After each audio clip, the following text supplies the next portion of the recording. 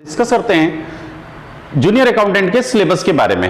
Assistant accountant और junior accountant same, सारा syllabus same है। 60 और 40 का रेशियो, 60% पार्ट आपका कॉमर्स से रिलेटेड एंड 40% पार्ट आपका जनरल नॉलेज, आपका जनरल इंग्लिश, हिंदी और जीके इनसे रिलेटेड आपका है। एंड देखते हैं इसके अंदर 60% पार्ट पर हम 60% पार्ट जो हमारा कॉमर्स का है, कॉमर्स से रिलेटेड पोर्शन पे हम बात करते हैं कि कॉमर्स में हमारे पास क्या क्या आ सकता है। तो वही जेवीएनएल के लिए हमारे पास एंड 60% पार्ट के लिए डिस्कस कर रहे हैं। 60% पार्ट के लिए हमारे पास सिलेबस क्या है मैंने नोट आउट कर रखा है। देखिए ये पुराने पेपर में जो आए हुए हैं, पेपर से जिस पेपर में क्वेश्चन जिस टॉपिक से आए, मैंने उस टॉपिक को उठाकर इसमें रख रखा है और उनको इसको बेस बना रखा है कि कभी ये कंफर्म नहीं है कि किससे कितना पोर्शन आएगा। ये नहीं कह सकते कि ऑडिट से इतना आएगा, ये नहीं कह सकते कि कंपनी से इतना आएगा, पार्टनरशिप से इतना आएगा, या टैक्स से इतना आएगा, या कॉस्ट से इतना आएगा, या मैनेजमेंट अकाउंट से इतना आएगा। कहीं कुछ नहीं कह सकते, सब अपनी जगह फिक्स है। हो सकता है इस बार इससे 40% इससे दे दे, 30% इससे दे दे, 20% इस तरह से कर दे। हो सकता है सारे क्वेश्चन टैक्स से दे दे, हो सकता है सारे क्वेश्चन ऑडिट से दे दे। जैसे लास्ट ईयर आपका जो आया था 2018 में राजस्थान के अंदर जो हुआ था, उसमें ऑडिट से ज्यादा क्वेश्चन दे दिए थे ऑडिटिंग से।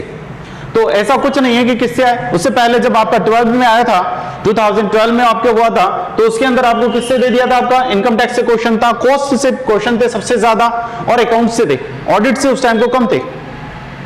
आज पैटर्न हो सकता है कि किस तरह से रही है, आप पुराने पेपर को भी देखकर किसी तरह से बना सकते हैं। कोशिश यही करें कि अगर आप इस सिलेबस को अटेंड कर रहे हैं तो सिलेबस में ये सारी चीजें ध्यान रखें।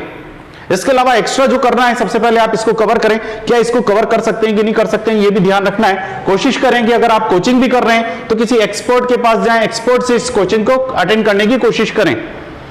हम भी इस तरह की कोचिंग प्रोवाइड कराते हैं।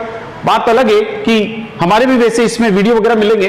देखिए आज डिस्कस करते हैं हम इसके अंदर कि कौन कौन से इसके अंदर सिलेबस हैं। तो देखिए सिलेबस में मैंने मैनेजमेंट अकाउंटिंग के लिए डाला। मैनेजमेंट अकाउंटिंग एफएम से रिलेटेड पार्ट हो गया। कुछ जो आपके हैं कैपिटल स्ट्रक्चर, जिससे क्वेश्चन जनरली बैठे हैं उनमें से हमने निकाले। कैपिटल स्ट्रक्चर से आपसे पूछा हुआ है तो हमने टॉपिक डाल दिया कैपिटल स्ट्रक्चर, जिसके अंदर आपने एफएम में पढ़ा होगा। Second year BCom second year के अंदर जनरली डाल रखा है आपके राजस्थान कोटा यूनिवर्सिटी ने।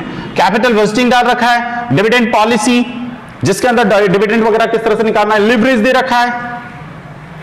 Second cost of capital and ratio जो आपने 12th में भी पढ़े होंगे और बीकॉम सेकंड ईयर में भी इसको पढ़ा है आपने। Working capital BCom second year में आपने पढ़ा है। Cash flow BCom third year के अंदर आपने इसको देखा है। कैश फ्लो से भी क्वेश्चन हमारे पास आए। तो आपको ये बनाना है कि स्ट्रॉन्ग करना है किन किन चैप्टरों को, तो इन चैप्टर को उठाइए और इनसे निकालिए मटेरियल। ठीक है। सेकंड हमारे पास देता है कंपनी अकाउंटिंग।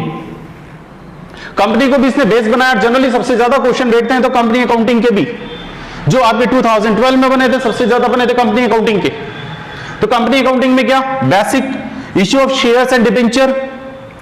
शेयर्स में आपका दोनों शेयर्स, प्रेफरेंशियल शेयर्स और इक्विटी शेयर्स, इनकी फॉरफीचर की एंट्री, इक्विटी शेयर्स की, एंड रीइश्यू करना।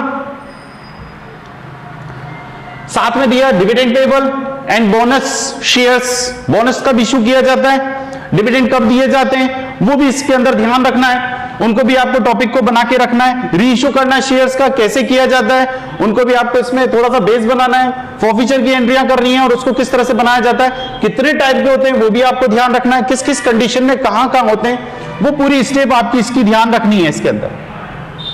जब आप शेयर्स करते हैं, नॉर्मल डिफॉल्टर होता है तो क्या होगा, अगर फर्स्ट कॉल के बाद डिफॉल्टर है तो क्या होगा, अलॉटमेंट के बाद डिफॉल्टर है तो क्या होगा, प्रीमियम के बाद डिफॉल्टर है तो क्या होगा, एडवांस पेमेंट कर रखा है तो क्या होगा।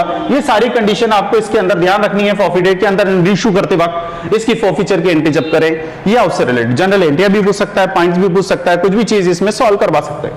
नेक्स्ट आते हैं हम आप मर्जर एंड एमाल्गमेशन। ये आपने देखा मर्जर आपका किसके आ गया, एमाल्गमेशन तो आ गया आपका किसका, मर्जर और एमाल्गमेशन। बीकॉम थर्ड ईयर में जो आपकी मैनेजमेंट अकाउंटिंग है उसका मर्ज करना, एमाल्गमेशन। दो कंपनियां मिलकर जब एक नई कंपनी बनाती हैं, एमाल्गमेशन हो गया, मर्जर हो गया। एक बड़ी कंपनी के अंदर छोटी कंपनी आके मिलती है तो मर्ज होती है, तो उसे मर्जर नेचर से इन टाइप्स ऑफ मर्जर जो भी देखना है वो इसके अंदर आप जाएंगे। किस किस तरह से परचेज नेचर का है या मर्जर नेचर का है, यहां पर आपको उसका डिस्कस करना है पूरा। आगे चलते हैं नेक्स्ट, पार्टनरशिप आपको इसने बेस बनाया। पार्टनरशिप से भी अच्छे क्वेश्चन दिए थे 2012 के अंदर भी बढ़िया आए थे इससे क्वेश्चन। पार्टनरशिप में इंट्रोडक्शन, पार्टनरशिप में पार्टनर की इंट्रोडक्शन जो आपने 12th में पढ़ी हुई है पार्टनरशिप, वो आपके लिए दे रखी है, ठीक है। इंटरेस्ट ऑन ड्राइंग्स दे रखा है, अगर आप विड्रॉल करते हैं पैसा निकालते हैं तो उस पर इंटरेस्ट का चार्जेस किस किस तरह से ट्रीटमेंट करते हैं वो। Next, distribution of profit among partner, partners के अंदर जो आपका प्रॉफिट है किस तरह से एलोकेट किया जाएगा, रेशियो क्या रहेगा, अगर दे रखा है तो क्या पार्टनरशिप डीड बनती है तो क्या रहेगा, वो सारी कंडीशन आपको इसमें। And goodwill, valuation of goodwill कैसे निकाली जाएगी, अगर पार्टनर छोड़ के जाता है तो उससे क्या रहता है, नया पार्टनर शामिल होता है तो उस टाइम को वैल्यूएशन क्या होती है, वो एक गुडविल आपकी यहां पर भी आती है। बट उस गुडविल की बात नहीं कर रहे, हम बात कर रहे हैं किसकी, पार्टनरशिप के अंदर जो दे रखा है। टाइप्स ऑफ गुडविल इसके अंदर हो सकती है, कितनी तरह की गुडविल होती है, जैसे देखा होगा नेचर के बेस पर रहती हैं, कैट के, डॉग के और रेट का नेचर, इस तरह के ये नेचर भी आपको ध्यान रखने हैं इसके अंदर। Next, new partner sharing ratio और सैक्रिफाइसिंग, छोड़कर जा रहा है तो क्या रेशियो, उनका रेशियो क्या रहेगा, नया पार्टनर आता है तो उसका क्या रेशियो रहेगा, ये रेशियो निकालना स्ट्रॉन्ग है, जरूरत पड़ेगी इनकी हमारे पास इसके अंदर। नेक्स्ट आता है हमारे पास बेसिक ऑफ फाइनेंशियल अकाउंटिंग, इसके अंदर हमारे पास दे रखा है इसने टाइप्स ऑफ अकाउंटिंग किस किस तरह की हो सकती है। नेक्स्ट दिया है आपको जर्नल एंट्रियां, जर्नल एंट्री क्या होंगी जो आपके 11th के अंदर आ गया, 11th portion basic. Next, accounting principle दे रखा है, स्टैंडर्ड दे रखा है, स्टैंडर्ड अकाउंटिंग स्टैंडर्ड जो आप डालते हैं, अकाउंटिंग स्टैंडर्ड 1 2 3 एटसेट्रा, क्या क्या मेंटेन करता है, कैश फ्लो किस में आता है, कौन से अकाउंटिंग स्टैंडर्ड में आता है, इसी तरह से डेप्रिसिएशन कौन से अकाउंटिंग स्टैंडर्ड में आता है, क्या क्या रखते हैं, वो सारे पार्ट इसमें। सब्सिडीज बुक्स दे रखी हैं, डेप्रिसिएशन कैलकुलेशन, डेप्रिसिएशन में वही आपका किस किस बेस पे लग जाता है, रिटर्न डाउन वैल्यू मेथड है, स्ट्रेट लाइन मेथड है, क्या रहेगा, अगर अमाउंट है तो उसको कैसे लगाएंगे etcetera. And rectification of final account. And next देखा है बैंक रिकॉन्सिलिएशन स्टेटमेंट, किसी तरह की अगर आपकी गलतियां होती हैं तो उनको रेक्टिफिकेशन करना बैंक की etcetera. And account of incomplete record अगर हैं तो उनको, ये भी हमारे पास बन सकते हैं, बट चांसेस होता है हमारे पास स्टैंडर्ड अकाउंटिंग का सबसे ज्यादा, एंड थोड़ा बहुत चांसेस होता है तो हमारे पास इस वाले का। इनमें से भी स्ट्रॉन्ग क्वेश्चन बने हुए हैं, बार बार आ रहे हैं जनरली। इसी तरह से इनमें भी हमारे पास हैं बहुत सारे, सब में बाद में डिस्कस करेंगे, इसका जो नेक्स्ट वीडियो डालेंगे उसमें डिस्कस करेंगे कि किस किस पे इसके अंदर डालेंगे। और हम जनरली इसके वीडियो भी डालते रहेंगे हमारी इस पे, अगर आप इसको सब्सक्राइब करते हैं तो आपको फ्री में वीडियो भी मिलते रहेंगे हमारी इससे, और हर एक टॉपिक से रिलेटेड हम डिटेल डालते रहेंगे इसके अंदर, किस किस तरह से करना है, सॉल्व भी करवाएंगे तो भी आपको, जब अगर इसके लेक्चर होंगे तो वो भी डालेंगे तो इस पे मिलते रहेंगे आप। नेक्स्ट, कॉस्ट अकाउंटिंग के लिए इंट्रोडक्शन कॉस्ट अकाउंटिंग का। सेकंड दे रखा है इसके अंदर material, labour and overhead, cost के टाइप्स, कॉस्ट किस किस से मिलकर बनती है, तो तीनों से मिलकर जो आपकी बनती है cost, material plus labour plus overhead, इन तीनों को अगर मिलाते हैं तो कॉस्ट मींस कॉस्ट को कंट्रोल करना आना चाहिए। इसके अंदर FIFO LIFO method, weighted average, simple etcetera. Labour को कंट्रोल करने के लिए वेजेज किस किस तरह से पे की जाती है, वो मेथड आपके कैश पेमेंट करने का, यानी वेजेज को पेमेंट करने का क्या क्या मेथड होना चाहिए। इंसेंटिव प्लान क्या क्या हो सकते हैं इस इंसेंटिव के, वो दे रखे हैं, जितने भी प्लान हमारे पास हैं। ओवरहेड रेट निकालने के लिए, ठीक है, ओवरहेड को एलोकेट करने के क्या बेस होते हैं, वो बेस हमारे इसके अंदर आएंगे। इन तीनों चीजों को पढ़ना है, इसके बेस पर आपको इसको कवर करना है। नेक्स्ट हमारे पास आता है मार्जिनल कॉस्टिंग, कॉस्ट को मार्जिनल कॉस्टिंग दे रखा है, जिसमें आपने देखा होगा कॉस्ट वैल्यू निकालना है, कंट्रीब्यूशन कितना हो सकता है, मेरा पीवी रेशियो क्या हो सकता है एटसेट्रा, वो सब चीज आपको इसमें दे रखी है। किसी भी टारगेट देना है, मुझे इतनी सेल करनी है तो क्या होगा, तो रिक्वायर्ड सेल्स वगैरह वो हमारे पास इसमें अवेलेबल होगी। स्टैंडर्ड अकाउंटिंग वेरिएंस जिसमें दे रखे हैं, टाइप्स ऑफ वेरिएंस दे रखा है हमारे पास, इसके अंदर सारे वेरिएंस आएंगे। एमकॉम फाइनल तक के मटेरियल हो सकता है, लेबर का हो सकता है, ओवरहेड का हो सकता है, एंड वेरिएबल का दे दिया, ओवरहेड का दे दिया हमने, मटेरियल का दे दिया, एंड लेबर का दे दिया, सेल्स का हो सकता है, प्रॉफिट मार्जिन वेरिएंस हो सकता है। 6 टाइप के जो वेरिएंस है वो वेरिएंस आपको इसमें पढ़ने हैं। बजटरी कंट्रोल, बजट कंट्रोल हमारे पास टाइप्स ऑफ बजट, सारे बजटरी कंट्रोल के मेथड आपके, जो मटेरियल हो सकता है, लेबर का, आपका परचेज बजट, ठीक है, flexible budget, cash budget, master budget etcetera, सारे बजट इसमें। एंड इनकम टैक्स, अपार है, लिमिट नहीं है, जितना चाहे उतना। फिर भी हमने इसमें से सिलेक्टेड जो जनरली प्रीवियस ईयर में आए हुए हैं पेपर, पुराने पेपरों में, आपके ही नहीं, आपके अदर स्टेट में भी जो पेपर हुए हैं इससे रिलेटेड जूनियर अकाउंटेंट से, तो उसमें हमने निकाले और उसके अकॉर्डिंग जो जनरली बैठ रहे हैं जिनसे, उसको हमने लिया। तो इसने बेसिक कंसेप्ट टैक्स में, इनकम टैक्स के अंदर बेसिक कंसेप्ट क्या क्या है, वो जनरल एंट्रियां, टाइम कब आपका इसका रजिस्ट्रेशन हुआ था, एटसेट्रा, इन सब चीजों को देखना है। 61 में, 61 से पहले कब आपका हुआ था, कब अप्लाई हुआ था, एटसेट्रा, ये सारी चीज, कितने एक्ट हैं, कितने सेक्शन, कितने शेड्यूल हैं, एटसेट्रा। रेजिडेंशियल स्टेटस देखना है, residence, not ordinary resident, non resident, and tax liability आपको देखनी है, ठीक है। एग्जेम्प्टेड इनकम जो थर्ड चैप्टर आपका रहता है, एग्जेम्प्टेड इनकम में कौन कौन सी है, विद सेक्शन आपको ध्यान रखने हैं इसमें, क्योंकि सेक्शन आपको जनरली पूछ सकता है कि सेक्शन ये लगेगा, उसके अकॉर्डिंग आपको सेक्शन लगाना है, ये एग्जेम्पशन कौन से सेक्शन में आती है, एटसेट्रा, तो वो आपको इसमें अप्लाई करना है।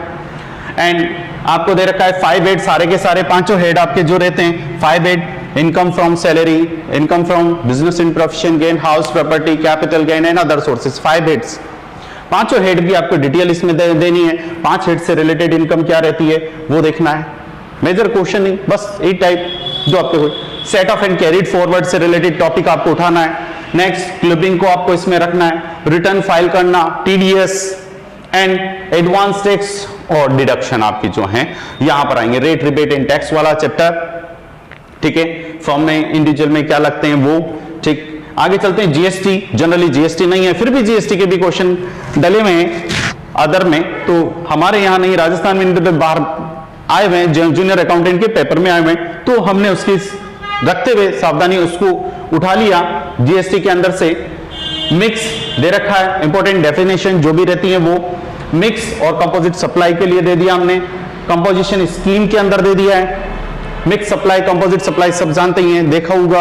एंड नेक्स्ट, कंपोजिशन स्कीम के अंदर जो एक लिमिट रहती है, उससे ज्यादा अगर आप सेल नहीं कर रहे हैं तो आप कंपोजिशन स्कीम में आ सकते हैं, टैक्स पे करने के लिए लायबल नहीं होते। सिर्फ कौन पे करेगा, जो सेल कर रहा है वो इसका टैक्स और कस्टमर से कलेक्ट नहीं कर सकता। सामने इसने दिया, जो कस्टमर इसको यूज कर रहा है या जिसने इससे परचेज किया है वो भी टैक्स की इनपुट क्रेडिट नहीं ले सकता, ना ही ये आउटपुट टैक्स कलेक्ट कर सकता है। ये सारी चीज इसके अंदर मिलेंगी। आप इनपुट टैक्स से रिलेटेड क्रेडिट कैसे मिलती है वो दे रखा है। रजिस्ट्रेशन आपको कब कराना चाहिए, किस तरह से कराना चाहिए, टाइम पीरियड क्या है, एक टाइम पीरियड के बाद आपको कराना चाहिए, किस किस तरह के इसमें लायबल होते हैं रजिस्ट्रेशन कराने के लिए, कौन कौन से हो सकते हैं, किस तरह से अपनी इच्छा से कराना चाहता है तो वो कोई लायबल हो जाता है, जिसकी इनकम प्रीवियस ईयर में 10, 20, 40 एंड से एबो हो जाती है। प्रीवियस ईयर में 10, 20, 40 अलग अलग स्टेट के लिए, अलग अलग जगह के लिए अलग दे रखा है, हिल एरिया के अलग अलग, जहां पर पॉपुलेशन कम है उसके अकॉर्डिंग उन्होंने कैटेगरी बता रखी है,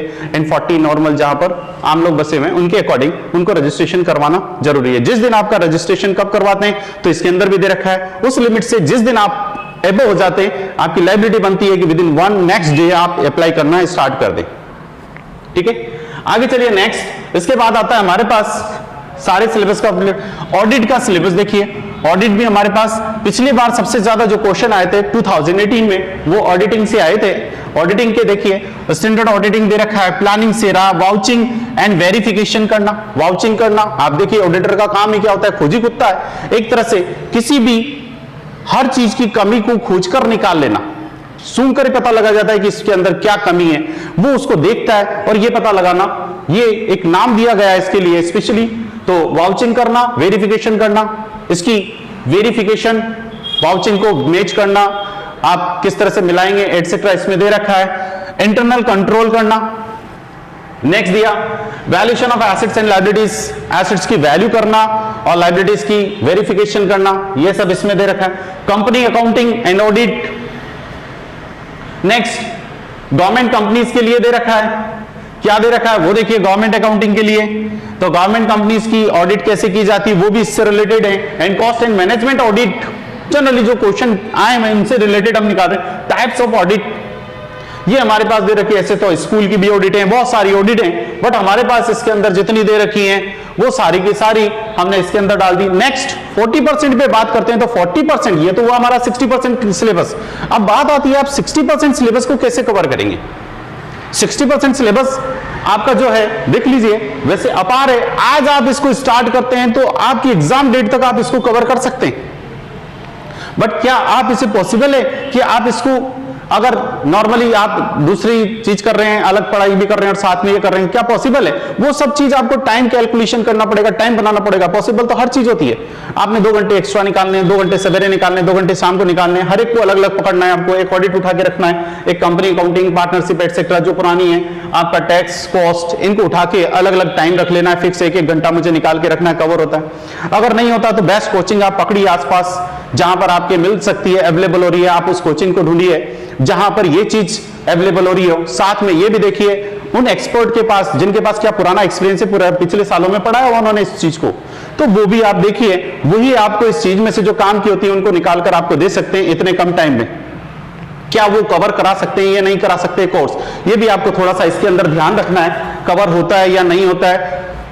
पिछली बार उन्होंने इस तरह के कोर्स हुए थे तो क्या कवर कराया या नहीं कराया, या बीच में बच्चों को छोड़ दिया, ये भी थोड़ा सा ध्यान रखना है, क्योंकि आपकी मेहनत पूरी पानी में फिर जाएगी अगर आपका कवर नहीं होता है। तो कोशिश करिए, खुद भी करते हैं तो खुद को भी थोड़ा सा रखना है, कोचिंग पे बेस नहीं होना कि कोचिंग जा रहे हैं वहां पे कितना कवर हो रहा है। बैक साइड से आप भी थोड़ा सा उठाकर एक्स्ट्रा चालू कीजिए, वहां कवर हो जाता है, बहुत अच्छी बात। नहीं तो आप क्या कीजिए, खुद भी अपनी तरफ से थोड़ी सी स्टार्ट कीजिए एक्स्ट्रा साइड से, और जहां पे भी जाएं वहां कोचिंग भी अगर आप देख रहे हैं बेस्ट कोचिंग देखिए, और वहां पे सिलेबस भी चेक कीजिए, क्या वो सिलेबस आपसे मैच हो रहा है या नहीं हो रहा है। ऐसा तो नहीं है कि उन्होंने कह दिया 5 हेड पढ़ाएंगे और 5 को चला दिया और 5 कवर करा दिए, आपका पूरा 60% पोर्शन बता दिया उन्होंने, एक तरफ से चालू किया पढ़ाना और कवर करा दिया, लगा दिया उन्होंने पार्टनरशिप पढ़ाने में डिटेल लगा दी और पूरी पार्टनरशिप ही आपको 2 महीने में पढ़ाकर डाल दी, खत्म, बाकी दूसरी गया, कॉस्ट स्टार्ट किया, खत्म।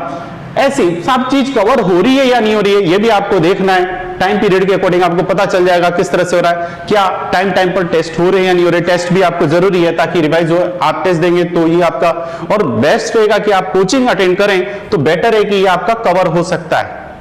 अदरवाइज सेल्फ करने की कोशिश करेंगे तो आपको यही पता नहीं चल पाएगा कि मुझे क्वेश्चन किस तरह के तैयार करने, क्या करने, क्या मेरे पास टाइम है या नहीं है, लेजी हो जाएंगे। बट कोचिंग की वजह से थोड़ा सा दबाव पड़ सकता है, या ग्रुप बनाइए, ग्रुप बनाकर भी आप इस चीज को कवर कर सकते हैं। एंड 40% सिलेबस के बारे में बात करते हैं। अच्छा, 60% सिलेबस की बात करते हैं तो 60% में यह आता है कि क्वेश्चन किससे आएंगे। अगर हम बात करें, क्या पूरे क्वेश्चन आपके इस 60% क्वेश्चन क्या ऑडिट से आएंगे? नहीं, ऐसा भी नहीं। पिछली बार आ गए 2018 में कुछ पार्ट आ गए, 10 क्वेश्चन आ गए, 12 आ गए, 14 आ गए, क्या इस बार आएंगे? ऐसा कुछ नहीं है। इन्होंने कहा है कि ये जो 60% पोर्शन है इन पूरों में से कहीं से भी दे सकता है। एग्जामिनर को जो टॉपिक अच्छा लगता है उस टॉपिक से, पार्टनरशिप से भी निकाल सकता है ज्यादा क्वेश्चन, आपके कंपनी अकाउंटिंग से भी निकाल सकता है ज्यादा क्वेश्चन, आपके बेसिक एंड फाइनेंशियल अकाउंटिंग से भी निकाल सकता है, कॉस्ट अकाउंटिंग से भी आपके क्वेश्चन निकाल सकता है, एंड इनकम टैक्स से भी आपके सारे क्वेश्चन निकाल सकता है। जीएसटी आपके क्वेश्चन में सिलेबस में नहीं है, बट जीएसटी के कई क्वेश्चन आए हुए हैं, इसलिए हमने थोड़ा सा इसको डाला कि कम से कम अपन पढ़ के तो चले जाएं। एक तो ये हो कि लास्ट में जाके पता चला कि हमने जीएसटी तो तैयार नहीं की और जीएसटी से आपके क्या आ गया, सिलेबस आ गया।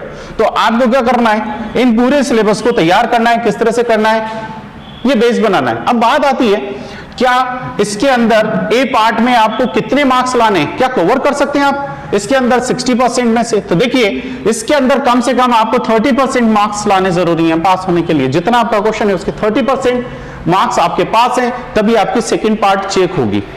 और सेकंड पार्ट में अगर आपके 30 से, उसमें भी सेम 30% आना है। 40% जो पार्ट है, पार्ट बी, इस बी पार्ट को भी कई सोच रहे हैं कि ये अपने बेस पे कर लें, क्या पॉसिबल है? नहीं, आप अपने बेस पर नहीं कर पाएंगे।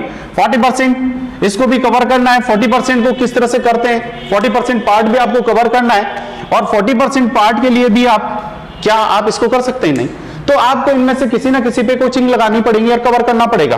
तो कोचिंग लगाकर इनको कवर करने की कोशिश कीजिए। बी पार्ट के अंदर भी आपको क्या करना है, जितने क्वेश्चन डले उनमें से भी कितना परसेंट, 30% मार्क्स लाना जरूरी है, कंपलसरी है। आपको कितना, 30% आप उसमें क्या करें, कवर करें। अगर 30% कवर करते हैं, दोनों का 30% से अबव है, तब दोनों को मिलाकर आपकी एवरेज परसेंट देखी जाएगी और उस पे रहेगा। ये भी सुनने में आया कि शायद आपका नेगेटिव मार्क्स भी है इसमें अगर डिसीजन लेते हैं, तो इसीलिए कहते हैं कि जो क्वेश्चन करेंगे आप सिलेक्टेड ही करें, जो आते हैं उन्हीं पे अटेंड करें और उनको ही कोशिश करें कवर करने की। हम 40% बात पर करते हैं तो 40% बिल्कुल सिंपल है। आपका क्या दे रखा है, जनरल इंग्लिश दे रखी है 40% में 10th तक की, जनरल हिंदी दे रखी है 10th तक की, जो भी आपकी वोकेबुलरी वगैरह होती है, आपकी टेंस होते हैं, वो सब चीज उसमें दे रखी है। एंड नेक्स्ट थर्ड दे रखा है, जनरल साइंस दे रखी है 10th तक की, जो साइंस होती है उनको। एंड फोर्थ आपको मैथ्स दे रखी है 10th तक की, आपको जीके और रीजनिंग के भी पार्ट आपके दे रखे हैं। बात आती है जीके के अंदर, रीजनिंग आपका भी सही है इसके अंदर, और रीजनिंग के साथ साथ आपकी जीके इस बार स्पेशली कहा है कि आपके लिए जो पिछले पेपर आते थे उनसे 10% ज्यादा या 10 क्वेश्चन ज्यादा आपकी जीके से आएंगे इस बार, यानी वो भी कहां से, राजस्थान की जीके से। राजस्थान की जो जीके रहेगी उससे इस बार 10 क्वेश्चन आपके ज्यादा आने के चांसेस है। तो इस बार आपके पास स्ट्रॉन्ग हो गया कि 40% वाला भी आप स्ट्रॉन्ग कर सकते हैं 30% क्लियर करने के लिए। और ज्यादातर जोर दें तो किस पे, इसकी राजस्थान जीके पर। अगर आप राजस्थान की जीके को इसको स्ट्रॉन्ग कर लेते हैं तो आपकी ये क्या चीज हो जाएगी, स्ट्रॉन्ग हो जाएगी। मैथ्स आप, रीजनिंग आप इसके साथ ले सकते हैं, जिसमें आप इसको निकाल के ले जाएंगे, 30% आपका कवर हो जाता है इस पे। तो आपको बेस बनाना है, कितना करना है ये ध्यान रखना है। 30% टोटल, सपोज इसमें 60% क्वेश्चन आए या 60 क्वेश्चन आए तो उनमें से आपके कितने होने चाहिए, 60 मार्क्स का है तो 60 में से 30% आपको लाना जरूरी है। सेम यहां फिर इन दोनों का मर्ज होकर आपकी रैंक बनेगी और आपको शामिल किया जाएगा। और बाकी भी अगर इससे रिलेटेड हमें और भी, मैं आगे इससे रिलेटेड वीडियो इसमें डालता रहूंगा, आप हमारे इस चैनल को सब्सक्राइब कर लीजिएगा। और भी इससे रिलेटेड अगर टॉपिक होंगे जैसे पता ना है तो उन टॉपिक की क्लासेस भी मैं अगर डालता हूं तो इसके अंदर ही आपके डालता रहूंगा।